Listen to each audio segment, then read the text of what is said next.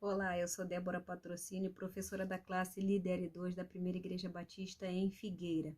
Hoje nós estamos aqui para bater um papo a respeito da lição número 5 da revista Palavra e Vida, os 10 mandamentos para os dias atuais. Essa lição ela se refere ao quarto mandamento. Seu tema é Jesus é o Senhor do sábado. O texto bíblico utilizado para essa lição está em Êxodo 20, versículo 8, que diz: lembra-te do dia do sábado para o santificar. Bom, nos segmentos religiosos e também no meio trabalhista, é normal que as pessoas tirem um dia para o seu descanso. Os muçulmanos, por exemplo, eles usam a sexta-feira para eles fazerem o seu momento de descanso. Os judeus fazem uso do sábado, nós evangélicos do domingo. Porém, os pastores trabalham sábado e domingo e, às vezes, em exceção, ele tira segunda-feira para poder descansar. Graças a Deus é o caso do nosso pastor, que ele tem esse momento para poder abstrair a mente e curtir um pouquinho a família, né? Mas nem todos funcionam desse jeito, nem todas as igrejas funcionam desse jeito. Existem trabalhadores que têm umas escalas melhores do que as outras, né? Trabalham na escala 12 por 36, assim como eu, descansam um dia sim, um dia não. Tem uns que trabalham 5 dias direto, descansam 2. Tem uns que trabalham 24 horas e descansam 5 dias, sei lá, alguma coisa assim. Mas a polêmica a respeito do sábado vem lá do capítulo de Gênesis 2, versículo 2, que diz que Deus descansou no sétimo dia. Mas esse sétimo dia não necessariamente é o sábado. Por quê? Porque a gente nem sabe se foi em 7 dias mesmo que ele criou o mundo inteiro, porque o tempo de Deus não é o mesmo nosso. Mas foi usado o sábado devido à tradução que veio da palavra Shabat, que quer dizer sábado. Porém, o originário em hebraico diz Shavat, que quer dizer cessou. Então aí a gente entende que não foi o dia que Deus descansou, e sim o dia que ele cessou a sua criação. Porque se fosse um dia de descanso, ele falava, ó, sextou, hein, gente? Ó, hoje, amanhã não tô para ninguém, hein? Vou descansar. Cancela minha agenda aí, Gabriel. Não quero querubim nenhum aqui falando nada comigo, porque eu vou tirar meu momento de paz, eu vou cochilar aqui e você não me traga problemas hoje, hein? Esse linguajar é o linguajar que a gente usa nos nossos dias de descanso, né? Quando a gente vai descansar, a gente não quer saber de nada. Mesma coisa aconteceu na tradução da Bíblia, que acabou chegando para nós a palavra Shabat e não a palavra Shavat, né? Então ele não descansou e sim, ele cessou. Ele viu que tudo aquilo que ele tinha criado era bom para nós, a gente podia viver naquele lugar tranquilamente, porque ali supriria todas as nossas necessidades. O primeiro ponto a ser estudado diz respeito aos aspectos da lei no Antigo Testamento. E vai dizer que a lei ela tem que ser observada de 2 pontos de vista interpretativos, que é no aspecto do cerimonial e do aspecto moral. O que seria o cerimonial? São aquelas reuniões, igual a gente faz nos nossos cultos, porém eles levavam ali o sacrifício para um animal para ser sacrificado em troca da expiação do pecado deles mesmos ou até mesmo das suas famílias. Mas o aspecto moral dessa cerimônia era que esse animal ele não poderia ser qualquer animal, ele era um animal especial, sem mácula, representando a inocência, de preferência que ele fosse novo, que ele não tivesse mancha, como foi o caso de Jesus, que ele se tornou o sacrifício vivo, se entrou no local do Cordeiro sem mácula para nos garantir a expiação dos nossos pecados. Então, esse aspecto moral dentro do cerimonial lá no Antigo Testamento não era qualquer animal, e sim um animal especial para aquele momento, para que eles pudessem ter ali os seus pecados perdoados. O segundo ponto diz o seguinte: a consciência moral humana. Todos nós temos os mandamentos intrínsecos dentro de nós. Nós sabemos aquilo que agrada e aquilo que desagrada a Deus. A gente sabe que a gente não deve roubar, a gente sabe que a gente não deve matar, entendeu? Então, tudo isso a gente já carrega dentro de nós. Quando a coisa foge à exceção, não é porque nós não sabemos que aquilo não é permitido, é porque nós sabemos que não é permitido, mas mesmo assim nós fazemos. E o quarto mandamento é um elo natural entre o que é moral e o que é religioso. O aspecto moral diz que trabalhe 6 dias e descanse no 7º. E o aspecto cerimonial diz assim, ó, escolha o sábado para isso. Nós precisamos tirar um dia para a gente poder estar adorando a Deus. Não só descansando, mas que a gente possa entregar o nosso sacrifício vivo, a nossa vida, em troca dos favores que Deus tem feito por nós, porque Ele tem nos mantido vivos, Ele tem nos dado a condição de trabalhar.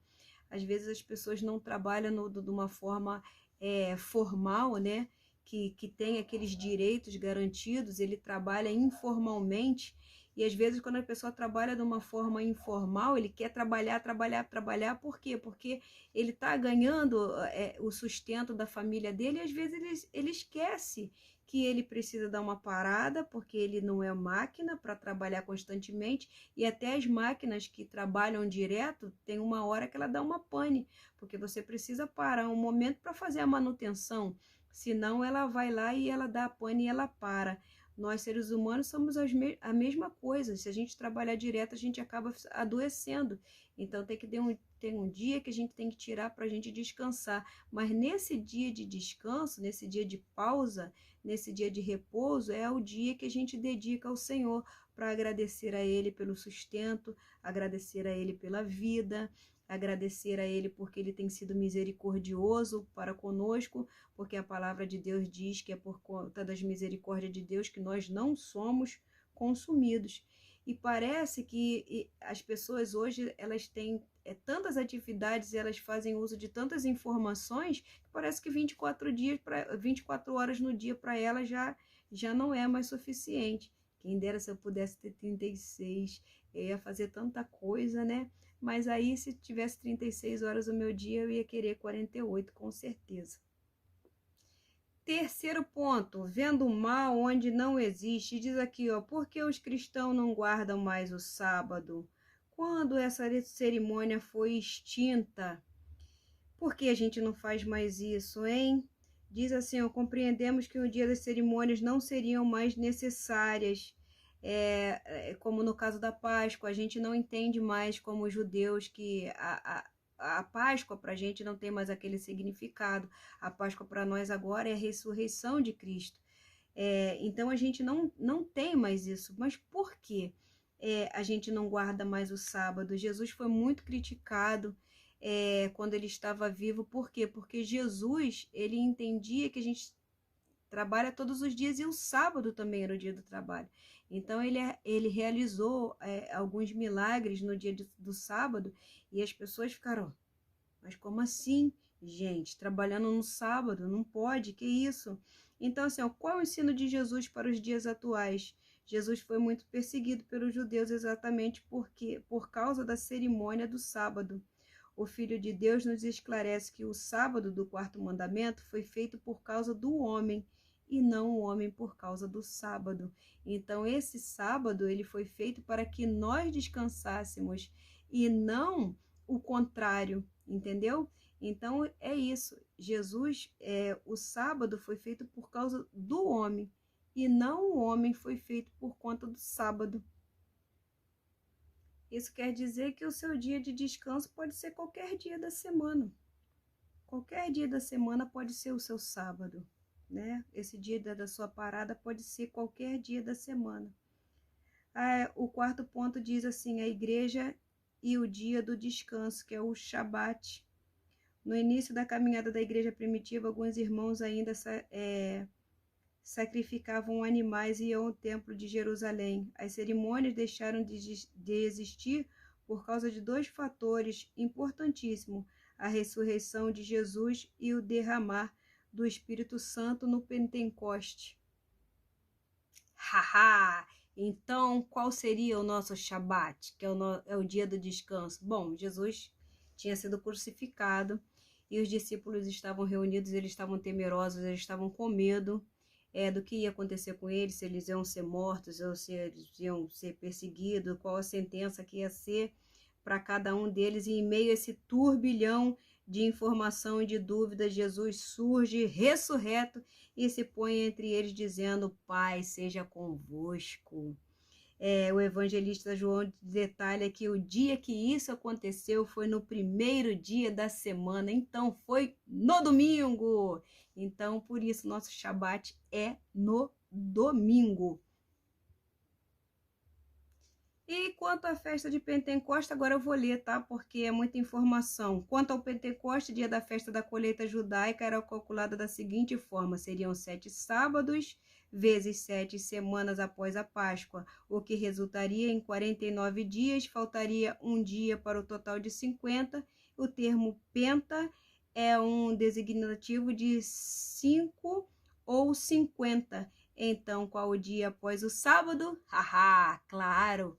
Domingo.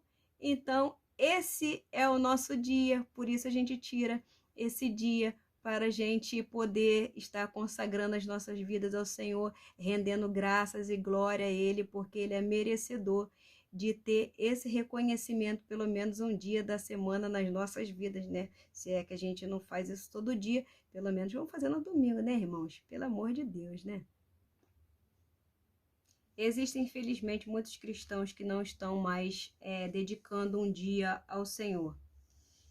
E o artigo X da nossa declaração doutrinária destaca o domingo para o dia do Senhor. Então, nós cristãos, nós devemos estar reunidos, sim, para louvar e engrandecer o nome do nosso Deus todos os domingos, que é isso que a gente tem que fazer, porque o Senhor, Ele é merecedor desse dia, porque Ele faz muito por nós e nós fazemos pouquíssimos por Ele. Então, eu vou concluir aqui dizendo o seguinte: o quarto mandamento está longe de ser um motivo para várias intermináveis discussões interpretativas. É uma bênção para os filhos de Deus. O Senhor abençoa o trabalho, mas exige para o nosso próprio bem um período de descanso. E o descanso sempre será nos braços do Senhor. Mateus 11:28. Para você pensar e agir. Trabalhamos 6 dias da semana para conquistar o nosso sustento material e dedicamos apenas um dia em consagração para conquistar o sustento espiritual das mãos do nosso Deus. Será que se invertermos essa disposição e Deus dispor seus cuidados a nós em apenas um dia, sobreviveríamos? Na sua opinião, qual o dia do Senhor? Apenas o domingo? Somente o sábado? Ou todos os dias devem ser dedicados ao Senhor? Fica a pergunta para você. Um grande beijo no seu coração e que Deus te abençoe e até a próxima.